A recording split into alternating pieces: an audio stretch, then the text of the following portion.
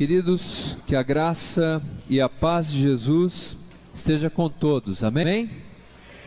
Como é bom estarmos juntos e juntos louvarmos o nome do nosso Senhor e do nosso Salvador Jesus.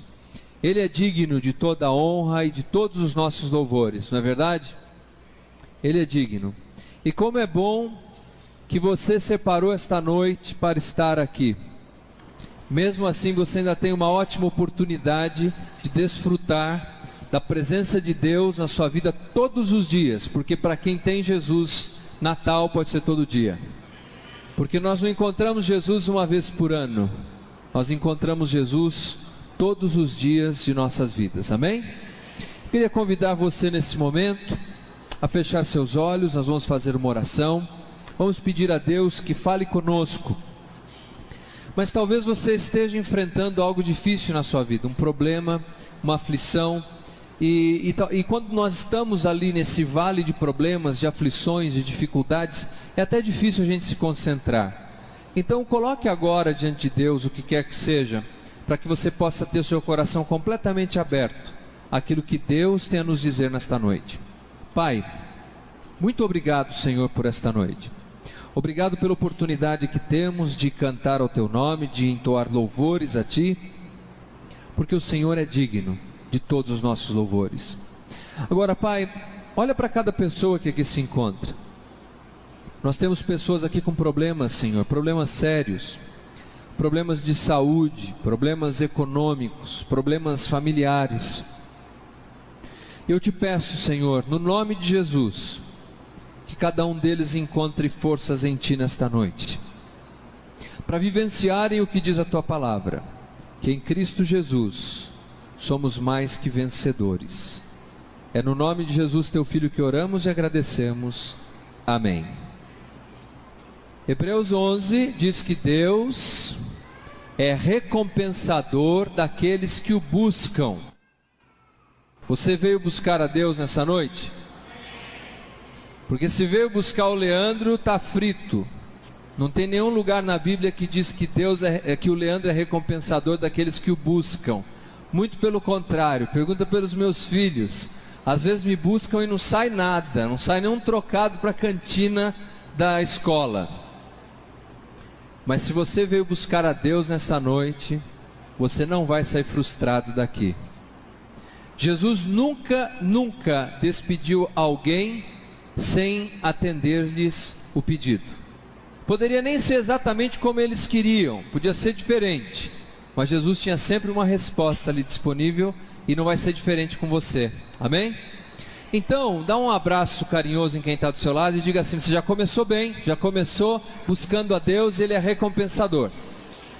Isso. Eu queria te fazer uma pergunta nesta noite, e eu já adianto que a minha mensagem provavelmente vai ser um atentado à língua portuguesa, vai ser uma heresia do ponto de vista da língua portuguesa, mas tudo bem, afinal de contas meu negócio é teologia e não língua portuguesa, então você já vai me dar um desconto a partir daí. Mas eu queria te perguntar o seguinte: você é cristão? Você é cristão ou você é cristinho? Não, é sério, você é cristão ou você é cristinho? Eu tenho que ser sincero com você, que quando eu olho ao redor, todo o movimento evangelical que se espalha por Brasil afora, e fico muito grato, porque é melhor essa explosão e expansão toda do que a perseguição que sofríamos outrora. No entanto, parece que nós temos mais cristinhos do que cristãos.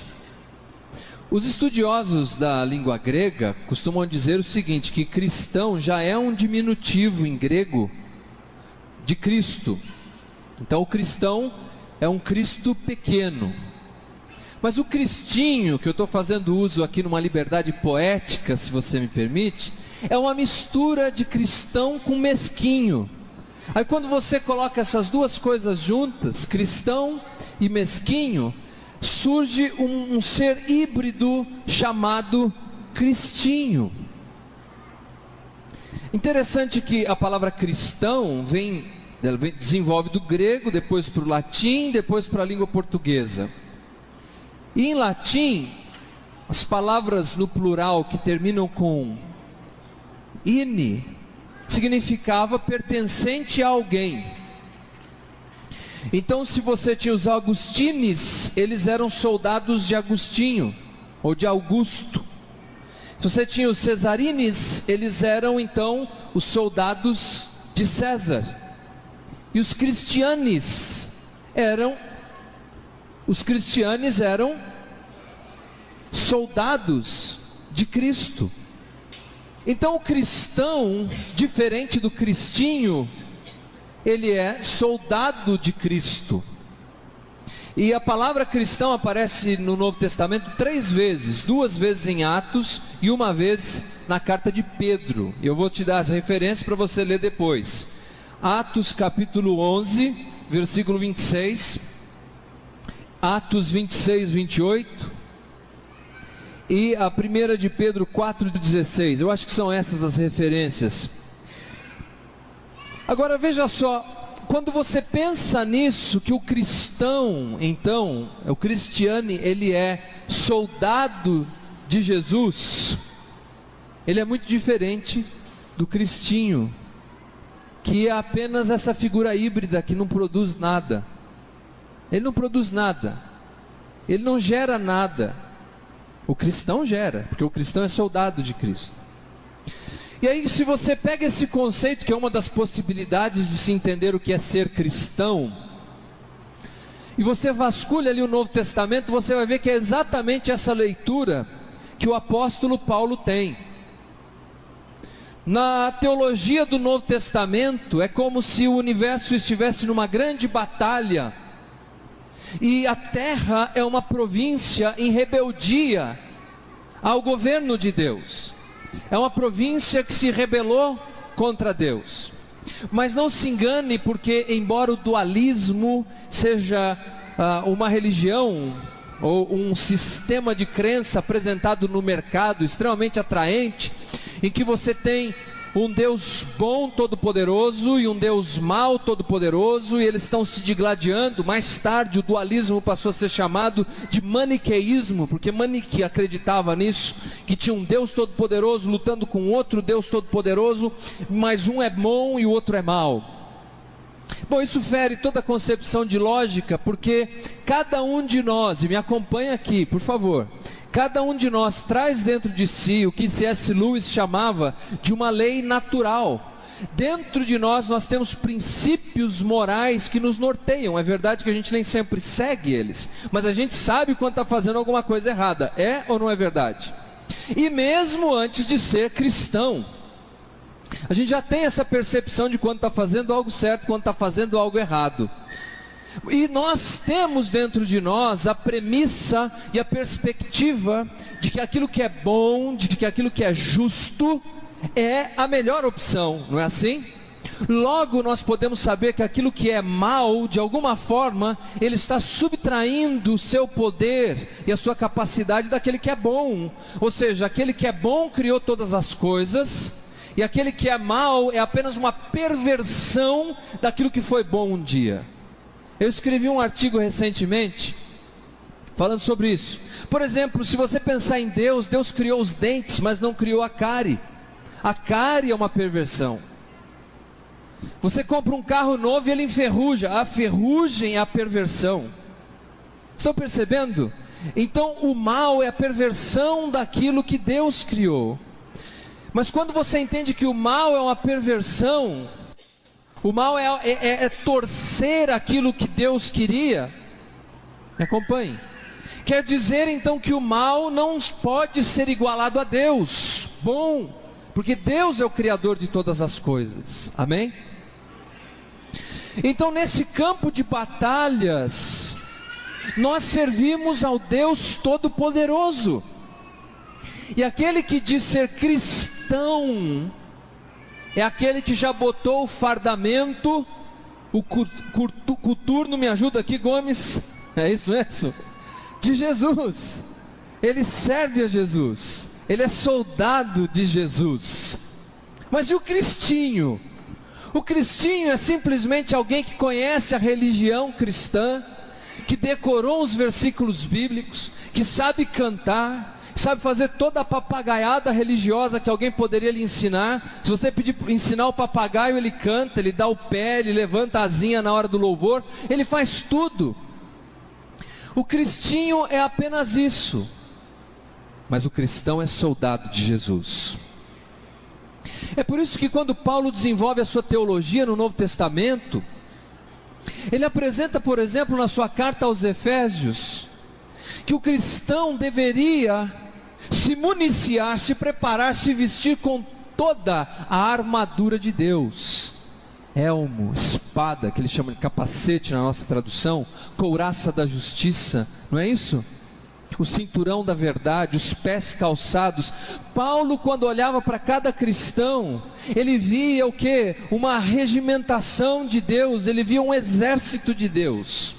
Ele não via meros consumidores da fé. Amém? Mas você é cristão ou cristinho? Claro, eu tenho certeza que nessa noite é uma Assembleia Geral do Exército de Cristo. Estou certo ou não? Muito bem, então veja só, quando Paulo posteriormente vai se comunicar com outras pessoas, abra sua Bíblia agora, em 2 Timóteo, 2 Timóteo, que é o texto que nós vamos nos concentrar um pouco mais hoje à noite, capítulo 2, versículos 3 e 4, segunda carta de Paulo a Timóteo. Timóteo é o aprendiz de Paulo, que não ouviu no final, está demitido. O aprendiz, o discípulo Timóteo precisa entender algumas coisas importantes, e tem tudo a ver com isso que nós estamos conversando. Veja só, versículo 3 e 4: participa dos meus sofrimentos como bom soldado de Cristo Jesus. Nenhum soldado em serviço se envolve em negócios desta vida, porque o seu objetivo é satisfazer aquele que o arregimentou. Você deveria grifar isso na sua Bíblia. Se você tem uma daquelas canetas que faz um destaque no texto, você deveria anotar isso. Se você é cristão, e não cristinho, se você é cristinho nem anota nada, mas se você é cristão, o texto nos diz que eu e você, enquanto vemos descortinar um novo ano, cheio de possibilidades, cheio de coisas interessantes, nós não precisamos inventar um objetivo. O objetivo para o ano de 2008 já nos foi dado. O objetivo para o ano de 2008 já nos foi apresentado. Diz aqui que o nosso objetivo é buscar satisfazer aquele que nos arregimentou. Sabe, queridos, eu estou convencido que um dos nossos maiores problemas, e a nossa maior maldição, nossa maior desgraça, é que nós queremos nos satisfazer. E o cristinho é assim. O cristinho é alguém que quer satisfazer apenas a ele próprio, e não quer satisfazer a nenhum general. O cristão é soldado de Cristo e quer satisfazer aquele que o arregimentou. É a satisfação dele que importa, não a minha. Uma das coisas que acontece, por exemplo, num gabinete pastoral, quando um casamento está se dissolvendo, não raro é exatamente isso: ele não me faz feliz, ela não me faz feliz. Bom, a verdade é que nenhum nem outro tem a competência e a condição de fazerem um ao outro feliz, mas cada um deles existe para satisfazer ao Cristo, ao Senhor que os arregimentou. Amém? Mas vamos adiante aqui. O apóstolo Paulo usa então essa linguagem aqui, mas observe logo no início, no versículo 3, ele diz assim: participa dos meus sofrimentos. Nós estamos vivendo uma época em que ser cristão significa deixar de sofrer. não é verdade? Por questões éticas, não vou citar o nome aqui, mas uma determinada denominação, o mote, o slogan, o marketing, é exatamente esse: para de sofrer agora, vem para a caixa você também. Mas será que é verdade isso? Será que quando você se torna soldado de Jesus, os seus problemas desaparecem? Bom, primeiro que a prática me mostra que não, e segundo, a Bíblia me diz que não. Paulo, falando com seu jovem aprendiz, ele disse o quê? Participa dos meus sofrimentos como bom soldado de Cristo. É aí que aparece a grande diferença entre aquele que é cristão e aquele que é cristinho. Quando surge um sofrimento, um problema, uma dificuldade, o cristão continua lutando, porque sabe que é soldado de Jesus. O cristinho, quando surge uma dificuldade, ele foge, ele se esconde, ele se camufla, ele busca um escape, ele faz qualquer loucura, porque ele quer manter o seu hedonismo, o seu prazer pessoal a qualquer custo, a qualquer preço, não importa o que seja, é cristinho. Cristão não é assim. E você, o que é? O que nós somos? O que eu e você somos? Nós que nos reunimos aqui semana após semana, somos cristãos ou cristinhos? Que Deus nos dê a graça de sermos cristãos, meus queridos. O apóstolo Paulo via nisso tamanha importância, que se você abrir a sua Bíblia em Filipenses, no capítulo 2, Filipenses capítulo 2, versículo 25, Filipenses 2, 25, se você encontrou, diga amém. Mas deixe marcadinho lá o Timóteo. Diz assim, olha: julguei todavia necessário mandar até vós Epafrodito, por um lado, meu irmão, cooperador e companheiro de lutas. Alguém tem uma tradução diferente para companheiro de lutas? Companheiro dos combates. Essa deve ser corrigida. Porque o que acontece, vamos pegar uma outra passagem antes de continuar comentando essa. Se você for em Filemão, pode mudar de página agora, vai para Filemão, o versículo 2. Filemão 2.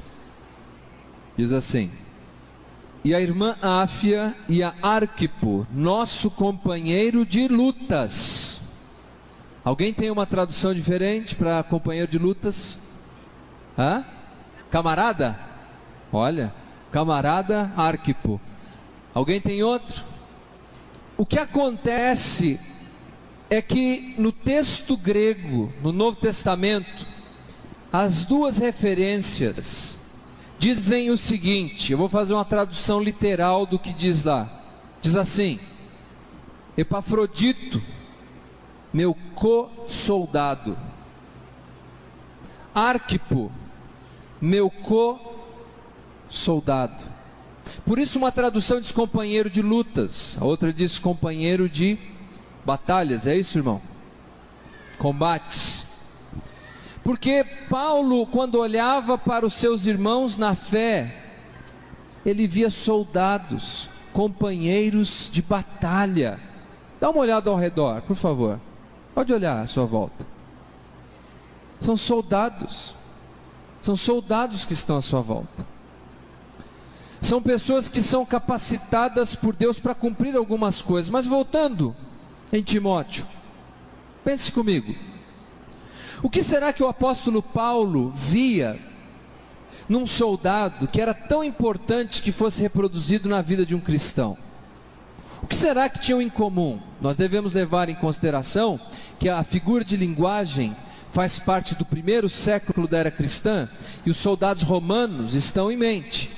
Mas uma das coisas importantes era o seguinte: era que o soldado era alguém absolutamente consagrado ao serviço, à causa. Porque se você ler no texto, Paulo diz assim: nenhum soldado em serviço se envolve em negócios desta vida, porque o seu objetivo é satisfazer aquele que o arregimentou. Um soldado naquela época, ele deveria ficar no posto em que foi colocado, e não importava o que acontecesse, ele não deveria sair dali.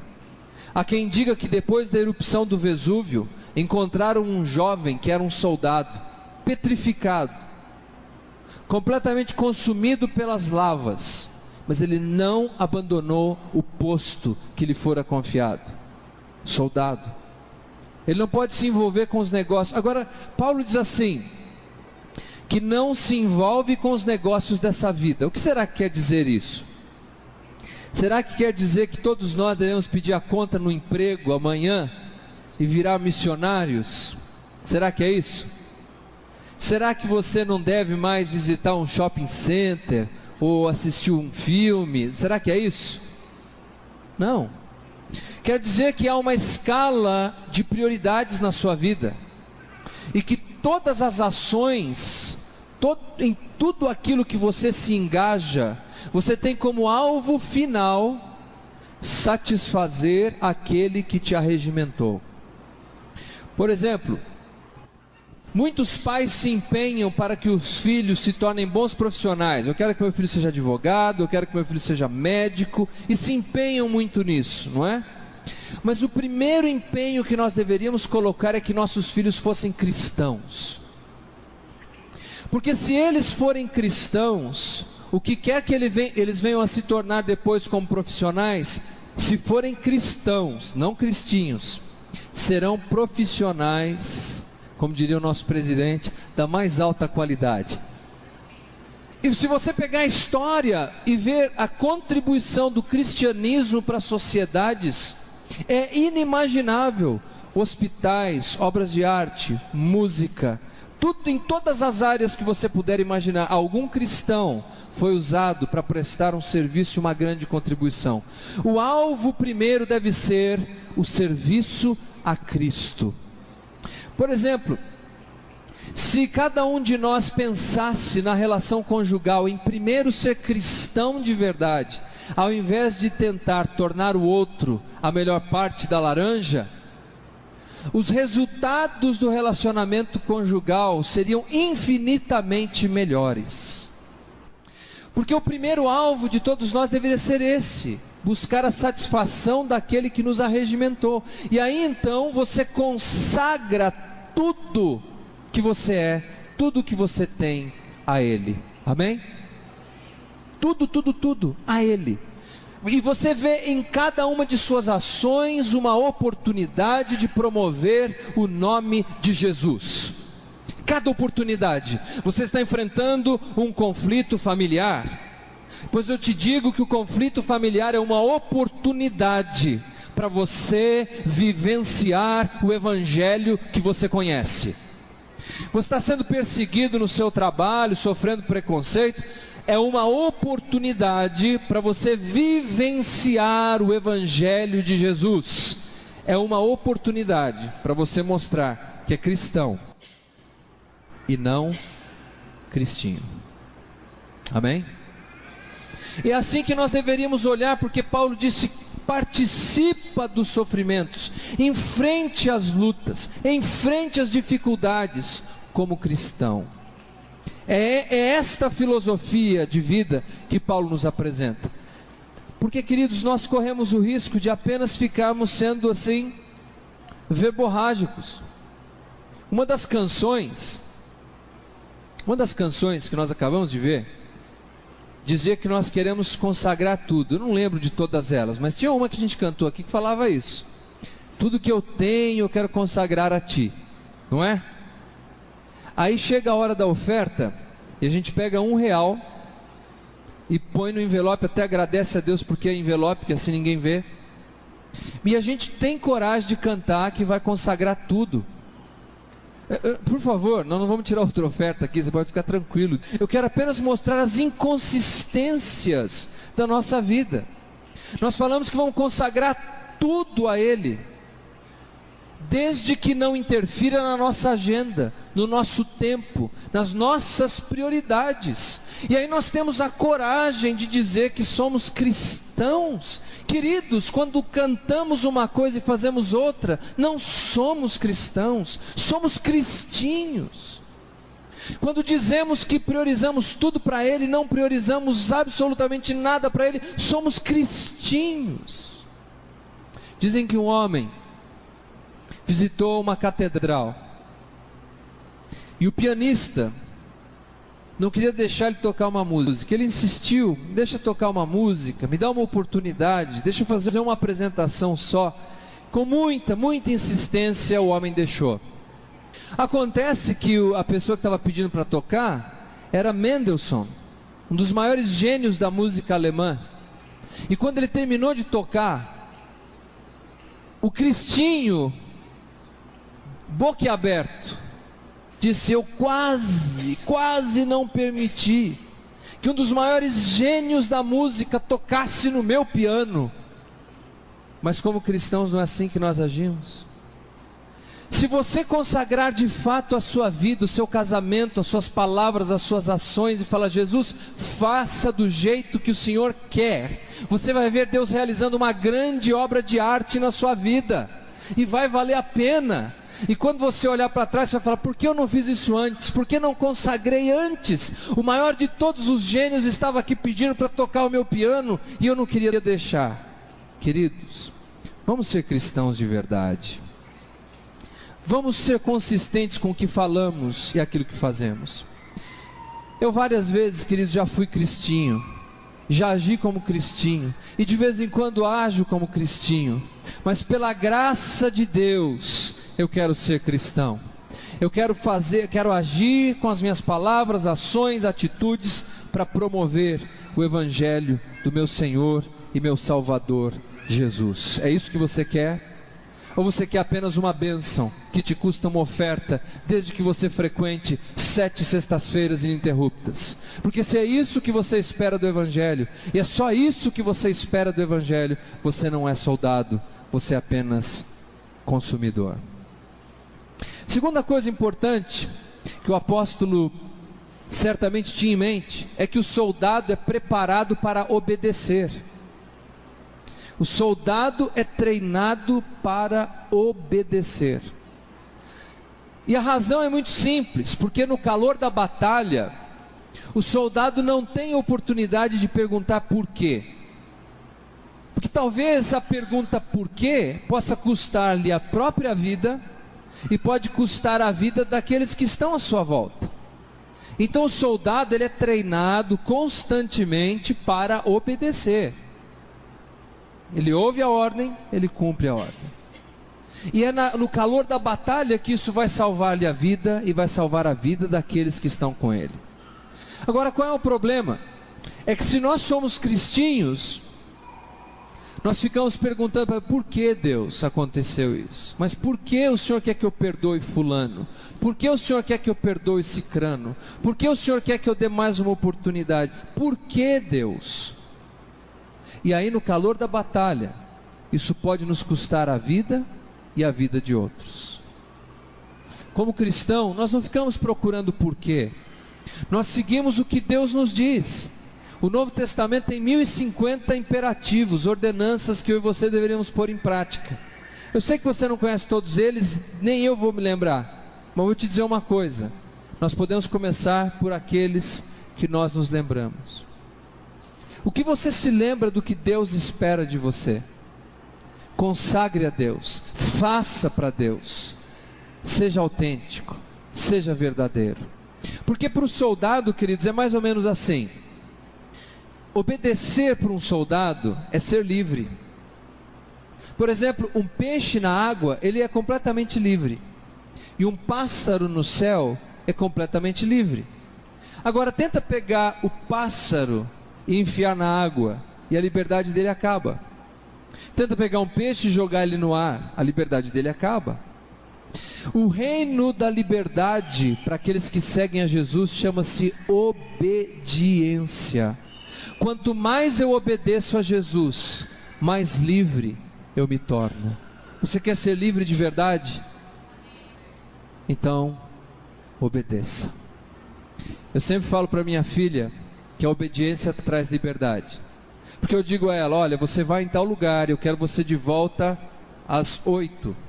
Se ela chegar às 8:05, a próxima vez que ela me pedir para ir em tal lugar, ela vai? Não. Porque a desobediência tira a liberdade. Mas a obediência traz mais liberdade. Agora, se ela chegar às 8, o que acontece na próxima vez que ela pedir para sair? Pode sair. E quem sabe com tudo isso, a liberdade vai surgindo, porque ela é obediente, e na próxima vez ela pode chegar às 8:30, e 9 horas, e aí chega. Veja, a obediência traz liberdade. Jesus dizia assim, conhecereis a verdade, mas Jesus não tinha em mente apenas um conhecimento filosófico do que era a verdade, mas um conhecimento, há duas palavras no grego para conhecimento, uma é gnosis e a outra é oida. Um é um conhecimento apenas teórico e o outro é um conhecimento que se desdobra em ação, em prática. Jesus estava falando a respeito de você conhecer a verdade de tal maneira que você coloca a verdade em prática, e quando você coloca a verdade em prática, a verdade então te liberta. O caminho é obedecer. Mas não pergunte, Deus, eu não sei como fazer, eu não sei por que está acontecendo isso, sabendo ou não sabendo, em nome de Jesus, faça. Eu não sei por que meu marido está me tratando tão mal, devo perdoar ele ou não? Perdoe. Eu não sei porque o meu patrão é tão grosseiro comigo, eu devo tratar ele respeitosamente? Trate. Faça tudo tendo em mente o general. Amém? Eu me lembro de uma canção que nós cantávamos há alguns anos, que era o nosso general é Cristo. O que era mesmo o resto? Seguimos os seus passos. E aí o que dizia a música? Nenhum inimigo nos resistirá. Talvez o problema porque os inimigos estão nos resistindo é porque não estamos seguindo os passos de Jesus. Estamos tentando resolver do nosso jeito as nossas lutas. Terceiro, o soldado é condicionado, é treinado a sacrificar, ainda que custe a sua própria vida, não é assim? Uma das dificuldades que nós temos hoje, entre cristãos e cristinhos, que está cheio de cristinho, não esqueça disso, é que o cristinho nunca se sacrifica. Dá para você fazer tal coisa? Ah, vou ver, se der, se tiver no meu horário, se não tiver nada mais interessante para eu fazer, você não é? Você pode contribuir com aquele negócio? Vou ver, né? Porque eu estou pensando em comprar o meu segundo barco, né? Vamos ver. Então o cristão ele nunca está disposto a se sacrificar, mesmo sabendo que a Bíblia diz, Paulo disse em Romanos 12, que nós devemos nos apresentar como sacrifício vivo e agradável. Você deve estar pronto a honrar o general, porque só aqueles que honram o general são honrados por ele. Eli, você lembra de Eli, o sacerdote no Antigo Testamento? Quando ele é rejeitado como sacerdote, Deus diz algo muito interessante lá na primeiro livro de Samuel. Deus diz assim: eu honro os que me honram, mas eu desprezo os que me desprezam. Mas que crueldade, você acha que é uma crueldade? Por exemplo, você canta uma coisa e faz outra, e quer que Deus responda as suas orações? Você ora pensando no que vai aparecer no Fantástico daqui a alguns minutos, a oração não é importante nem para você, você quer que ela seja importante para Ele? Veja, é uma questão lógica, é uma coisa óbvia, que se você não está nem aí com Deus, por que Deus deveria se interessar pelas coisas que você está fazendo? Ele vai dizer, é a graça, é o favor não merecido, e é verdade, isso se chama salvação, e vem de graça. Mas a relação cristã, o crescimento cristão implica em disciplina, implica em escolhas, e você colhe os frutos dessas escolhas. Por isso Paulo diz que aquele que é soldado não se engaja apenas nas coisas dessa vida. E meu último ponto aqui é que o soldado é condicionado à fidelidade. Ele é treinado para ser fiel. E lá, quando um soldado se unia ao exército romano, ele fazia um juramento de fidelidade ao imperador. E a maior virtude do cristão é a fidelidade. A fidelidade. Um dia Deus vai nos julgar e nos analisar à luz de nossa fidelidade. Se nós fomos fiéis ou não fomos fiéis. O cristão é soldado fiel. Diante de qualquer circunstância da vida, irmãos, mesmo que signifique passar pelas sombras da morte, o cristão continua sendo fiel. Eu li a respeito de um jovem, eram dois irmãos dois jovens americanos, um chamava Ed e o outro chamava Will. E eles estavam muito próximos a um lago, um dos grandes lagos, e houve um acidente. E várias pessoas, era um naufrágio, várias pessoas estavam se afogando, as águas muito frias. E o Ed, que era bom nadador, saltou na água sem pensar e foi nadando e tirou uma pessoa e voltou nadando, tirou a segunda e continuava nadando. Ele já estava à beira da exaustão. Mas ele viu uma mulher que continuava gritando por socorro, agarrada em alguma coisa que permitia que ela flutuasse. Embora as pessoas tentassem dissuadi-lo, ele mergulhou novamente, foi até onde estava aquela senhora, tirou ela da água. Quando tirou aquela mulher da água, ele apagou, desmaiou. Levaram ele para o hospital. Algumas horas depois, ele recobra os sentidos. E aí o irmão dele está do lado da cama. E ele pergunta para o irmão: Will, quantas pessoas se afogaram? E o irmão falando: eu não sei, Ed, eu não sei. Will, quantas pessoas eu consegui salvar? 17. E aí ele faz a seguinte pergunta para o irmão: Will, você acha que eu fiz o meu melhor? Você acha que eu me empenhei no meu máximo? Perdeu os sentidos novamente. E por vários dias, todas as vezes que aquele moço recobrava o sentido, ele perguntava a mesma coisa: você acha que eu dei o meu melhor? Eu fiz o meu melhor? E eu penso que essa é a pergunta que cada um de nós deve responder, porque ela vai determinar se eu sou cristão ou se eu sou cristinho. O cristinho faz o que dá, e se não der, não deu. O cristão faz o seu melhor. Eu não sei como vai ser o ano nos seus negócios, por exemplo, mas faça o seu melhor. Eu não sei como vai ser a sua vida familiar, mas no que diz respeito a você, faça o seu melhor, dê o seu melhor. Eu não sei como é que vai ser a nossa igreja no ano, mas seja como for, faça o seu melhor. Faça o seu melhor. Porque se nós somos cristãos de verdade, essa é a única pergunta que nós vamos ter que responder naquele dia. Jesus não vai perguntar se você fez um monte de coisas. Apenas essa pergunta: você fez o melhor? Você fez o melhor? Você fez o melhor? Pastor, meu casamento está acabando. Não há mais nada que eu possa fazer por ele. Você fez o melhor por esse casamento? Você fez o melhor?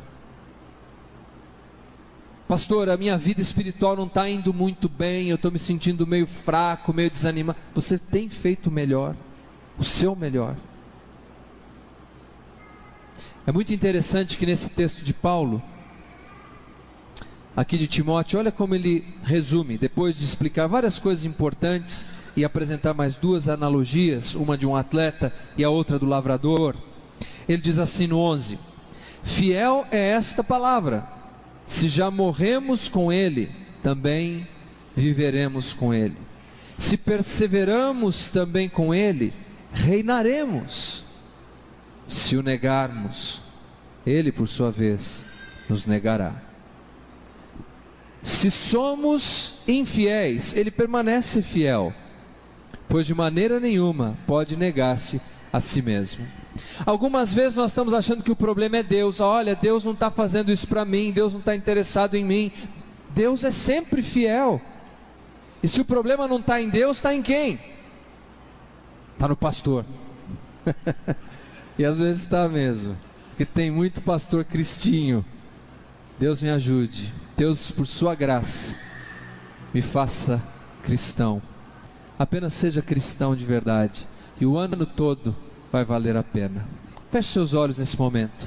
Essa é a pergunta que só você pode responder, se você é cristão ou cristinho. Pai, muito obrigado por esta noite, obrigado por cada pessoa que aqui se encontra, obrigado pela Tua palavra, que nos exorta, nos corrige, nos encoraja. Que nós não saiamos daqui como aqui chegamos, Pai. Se entramos por aquela porta como cristinhos, em nome de Jesus, sairemos dela como cristãos, Pai. Tome em Tuas mãos o Teu povo, seja um ano cheio de oportunidades para louvarmos e engrandecermos o Teu nome, Pai. É no nome de Jesus que oramos e agradecemos. Amém.